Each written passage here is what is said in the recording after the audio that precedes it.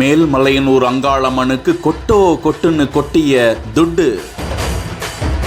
கை வலிக்க வலிக்க எண்ணிய கோவில் நிர்வாகத்தினர் லட்சம் லட்சமாக ரூபாய் நோட்டுகளை எண்ணி மொத்தமாக கோடியை தாண்டி எவ்வளவு உண்டியல் வசூல்.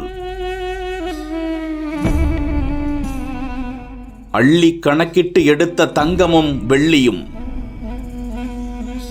விழுப்புரம் மாவட்டம் மேல்மலையனூர் பிரசித்தி பெற்ற அருள்மிகு அங்காளம்மன் கோவில் அமைந்திருக்கிறது. இத்திருக்கோவிலில் மாதந்தோறும் ஊஞ்சல் உற்சவம் நடைபெறுவது வழக்கம். எப்போதுமே ஆயிரக்கணக்கானோர் அந்த கோவிலுக்கு தமிழகத்தின் பல்வேறு மாவட்டங்களில் இருந்தும் வருகை தந்த வண்ணம் இருக்கிறார்கள். அந்த வகையில் தை அமாவாசையை முன்னிட்டு நடந்த ஊஞ்சல் உற்சவத்தில் ஏராளமான பக்தர்கள் காணிக்கையாக தங்களது வேண்டுதல் நிறைவேறியதால் ஏராளமான காணிக்கைகளை செலுத்தியிருக்கிறார்கள்.